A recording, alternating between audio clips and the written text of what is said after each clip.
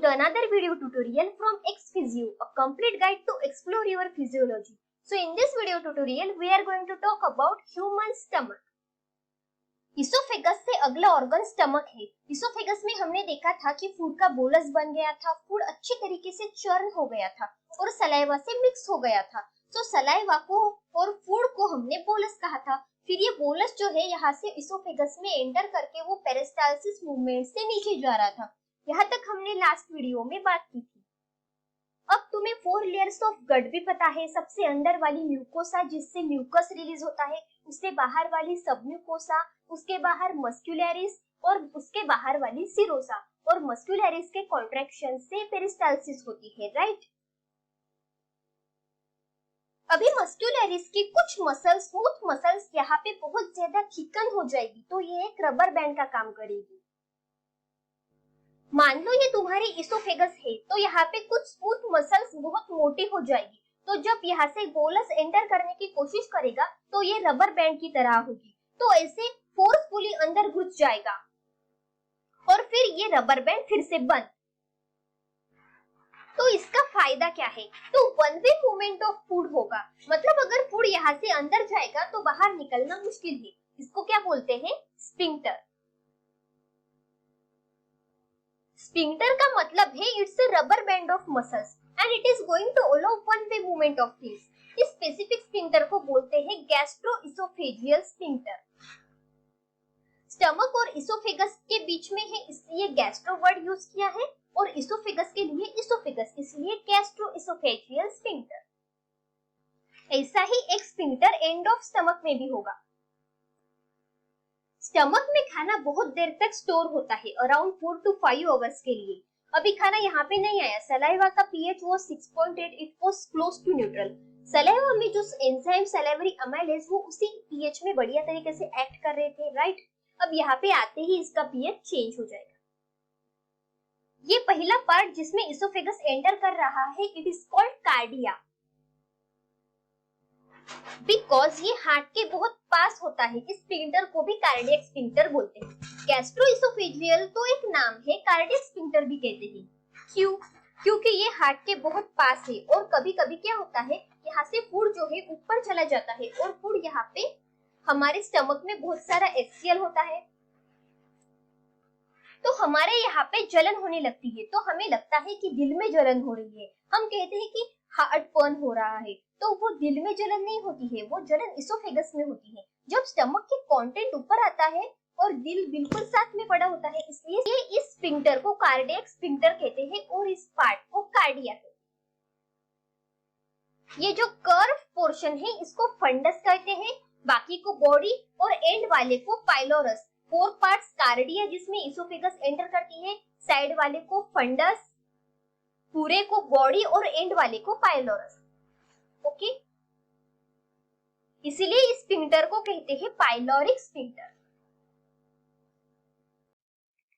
Stomach के parts पढ़ने के बाद अब देखो यहाँ पे सारी लेयर्स होगी। यहाँ पे मस्कुलरिस होंगी, म्यूकोसा होंगी, सब म्यूकोसा होंगी, सारे के सारे पार्ट्स होंगे। ऐसी इतनी मोटी वॉल होगी। इस वॉल में कुछ फोल्ड्स होंगे। स्टमक में जब फूड एंटर नहीं करता है तो स्टमक बहुत पतला सा पिचका हुआ सा होता है। तो इसके अंदर वाली जो म्यूकोसा है ना, अगर मान लो मैं स्टमक को काट दूं और एक पार्ट निकाल के फेंक दूं, तो अंदर मैं देख पा रही हूँ स्टमक में अभी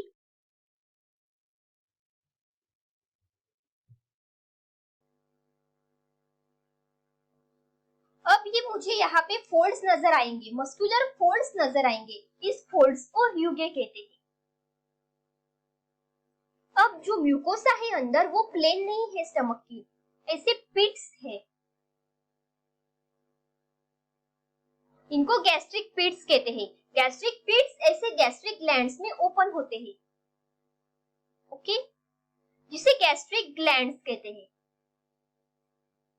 अभी गैस्ट्रिक ग्लैंड्स में अलग अलग प्रकार के सेल्स है जो कि अलग अलग चीजें सीक्रेट कर रहे हैं।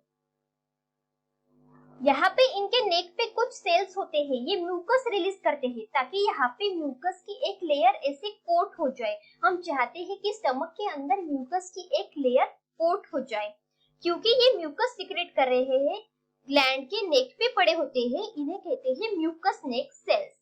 नीचे दो प्रकार के सेल्स होते हैं जो अलग अलग प्रकार की सिक्रीशंस करते हैं। ये जो सेल्स है ये HCl रिलीज कर रहे हैं। इनका नाम क्या है? ऑक्सिंटिक सेल्स और पैराइटल सेल्स। और जो दूसरे प्रकार के सेल्स है इन्हें कहते हैं चीफ सेल्स और पेक्टिक सेल्स। याद रखो, स्टमक में जितने भी एंजाइमेटिक सिक्रीशंस होती है सारी की सारी चीफ सेल्स से ही होती है। ऑक्सिंटिक सेल्स HCl रिलीज करते हैं और कैसल्स इंट्रिंसिक फैक्टर। इंट्रिंसिक मतलब अंदर से रिलीज हो रही है वो चीज। It is being release from inside my body. What is the function of that? I will talk about it. Now chief cells are the main cells are releasing enzymes, 3 enzymes to be specific. First is pepsinogen. It is released in the form of an inactive enzyme, pepsinogen. Then second is renin and gastric lipase. Now pepsinogen is an inactive enzyme which is converted into pepsin, which is an active enzyme with the help of HCl. HCl का पहला function है कि वो pepsinogen को pepsin में convert करता है। Then it kills bacteria. तुम्हारे फूड में जो सलाइवा में बैक्टीरिया बच गए थे वो स्टमक में आके मर जाएंगे। और तीसरा फंक्शन, इंपॉर्टेंट फंक्शन, अब जैसे हम पालक खाते हैं या whatever the food pot is rich in iron, so the iron in food is in ferric form which can not be absorbed by your body. So HCl converts it into Fe2 positive. Fe3 positive को Fe2 positive में convert करेगा। ये easily हमारी body उसको absorb कर लेगी। अब Castle's intrinsic factor, एक विटामिन होता है, there is a vitamin which is called Castle's extrinsic factor. Okay, so Castle's extrinsic factor को एब्सॉर्ब करने के लिए कैसल्स इंट्रिंसिक फैक्टर बॉडी में रिलीज होता है। I hope you get it. Intrinsic अपनी बॉडी में से खुद रिलीज हो रहा है। अब अंदर से रिलीज हो रही है तो वो विटामिन नहीं हो सकती, वो एब्सॉर्ब करने के लिए होगी। ये इंट्रिंसिक फैक्टर बाहर से आ रहा है, खाने से आ रहा है। विटामिन B12 को ही बोलते हैं कैसल्स एक्सट्रिंसिक फैक्टर। ये बाहर से आ रहा है तो बाहर वाली चीज को अंदर एब्सॉर्ब करने के लिए अंदर वाली चीज को कैसल्स इंट्रिंसिक फैक्टर कहते हैं। ऑक्सिंटिक सेल्स के दोनों सिक्रीशन हो गई, HCl और कैसल्स इंट्रिंसिक फैक्टर डन। अब आ जाओ सेकंड सेल पे।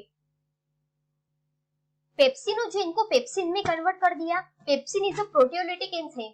हमने कंपोनेंट्स ऑफ फूड की बात की थी। We said there are proteins, there are carbohydrates, there are lipids, there are nucleic acid, there are 4 components. Digestion buccal cavity में स्टार्ट हो गई थी। कार्बोहाइड्रेट्स की salivary amylase broke starch into maltose 30% of starch, so वहां से start हो गई थी। प्रोटीन्स की डाइजेशन अभी तक स्टार्ट नहीं हुई थी। So the proteins of our food start to digest in your stomach with the help of enzyme called pepsin. Pepsin is a proteolytic enzyme. देखो, अगर किसी भी चीज को तोड़ना है ना तो उसके पीछे एज लगा दो। जैसे कार्बोहाइड्रेट को तोड़ना है तो अमाइलोज आता है ना उसमें, स्टार्च में, तो अमाइलोज एंजाइम हो जाएगा। लिपिड को तोड़ना है तो लाइपेज हो जाएगा। प्रोटीन को तोड़ना है तो प्रोटीएज हो जाएगा। न्यूक्लिक एसिड को तोड़ना है तो न्यूक्लियेज एंजाइम हो जाएगा। सो जो प्रोटीन को तोड़ते हैं उनको प्रोटियोलिटिक एंजाइम्स कहते हैं या तो प्रोटीएजेस कहते हैं। So it's a protease.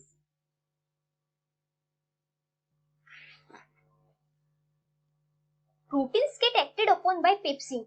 Proteins किस चीज से बने होते हैं? अमीनो एसिड्स के बने होते हैं। अमीनो एसिड्स की बहुत लंबी चेन होती है। It's a very long chain. उसको छोटी छोटी चेन्स में तोड़ देगा, कंप्लीटली नहीं तोड़ेगा, शॉर्ट चेन्स बनाएगा अमीनो एसिड्स की। इन चेन्स को बोलते हैं पेप्टोन्स या फिर पेप्टाइड्स। अभी सिंगल अमीनो एसिड्स में नहीं तोड़ेगा, वो जाके स्मॉल इंटेस्टाइन में होगा। सो प्रोटीन्स को पेप्सिन तोड़ेगा पेप्टोन्स और पेप्टाइड्स में, which are just simply smaller chains of amino acids. अब ये इनएक्टिव फॉर्म में क्यों रिलीज हो रहा है? चीफ सेल्स जो होते हैं वो पेप्सिन को ही सीधा क्यों नहीं रिलीज कर देते? Why pepsinogen? सोच के देखो। ये एक सेल है, देयर इज अ सेल, उसके अंदर एक एंजाइम रिलीज हो रहा है। अगर वो प्रोटियोलिटिक है और वो एक्टिव है, सेल भी तो प्रोटीन का ही बना हुआ है, सेल में भी तो बहुत सारे कंपोनेंट्स प्रोटीन के हैं, तो वो सेल को ही डाइजेस्ट नहीं कर देगा। अगर एक्टिव फॉर्म में रिलीज करेंगे सेल में से तो वो सेल को ही डाइजेस्ट नहीं कर देगा। सो सेल को बचाने के लिए इनएक्टिव फॉर्म इज रिलीज्ड फिर जब वो स्टमक के लुमेन में जाता है, HCl से मिलता है तो वो एक्टिव हो जाता है। Now second enzyme gastric lipase. नाम से ही पता चल रहा है कि ये गैस्ट्रिक लाइपेज लिपिड का ब्रेकडाउन करेगा। लिपिड्स किससे बनते हैं? ट्राइग्लिसराइड होते हैं लिपिड्स। ग्लिसरॉल को 3 फैटी एसिड्स को जोड़ दो तो ट्राइग्लिसराइड बन जाता है। तो ये लाइपेज एंजाइम क्या करेगा? एक फैटी एसिड इसका रिमूव कर देगा और डाइग्लिसराइड बना देगा, प्लस एक फैटी एसिड आ गया, ऐसा कुछ बना देगा ये। स्टमक में HCl की वजह से पीएच बहुत ही एसिडिक होता है। गैस्ट्रिक जूस का पीएच 1.8 रहता है, सो गैस्ट्रिक लाइपेज इतने कम पीएच में एक्ट नहीं कर सकता। सो क्या होता है, मान लो ये स्टमक है, फूड जब यहाँ पे आया, बोलस यहाँ पे आया तो एकदम से उसका पीएच 1.8 नहीं हो जाता, हल्का हल्का यहाँ पे मिक्स होना शुरू हो जाता है फूड।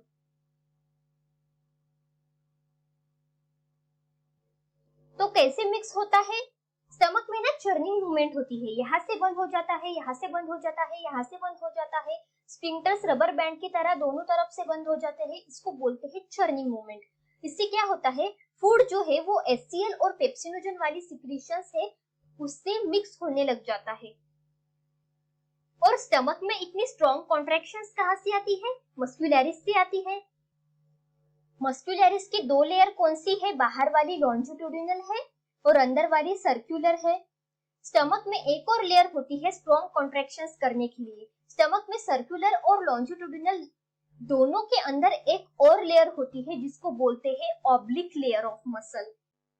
तो यहाँ पे एक्चुअली 3 लेयर्स है। सिर्फ उसी टाइम में गैस्ट्रिक लाइपेज थोड़ा सा एक्ट कर पाता है, इसलिए बहुत ज्यादा लिपिड का ब्रेकडाउन नहीं कर पा रहा है, वो हल्का सा ही लिपिड का ब्रेकडाउन कर पा रहा है। मेजॉरिटी ऑफ लिपिड का ब्रेकडाउन तुम्हारा पैंक्रियाटिक जूस की वजह से होगा। Now third enzyme is rennin. अच्छा, मिल्क के बारे में जानते हो, तुम मिल्क पीते हो, मिल्क में प्रोटीन होता है, मिल्क में शुगर होती है, मिल्क प्रोटीन को कैसिन कहते हैं, मिल्क शुगर को लैक्टोज कहते हैं। मिल्क प्रोटीन की ब्रेकडाउन यहाँ पे बच्चों में शुरू होती है।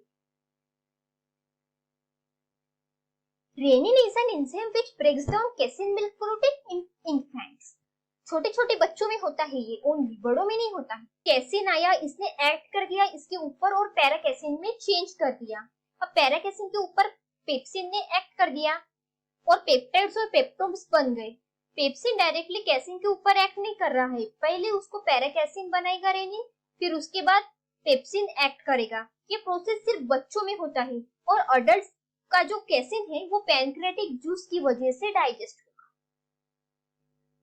सो stomach is a muscular bag. Oesophagus के ऊपर स्फिंक्टर होता है, gastroesophageal sphincter and pyloric sphincter, 2 sphincter हो गए।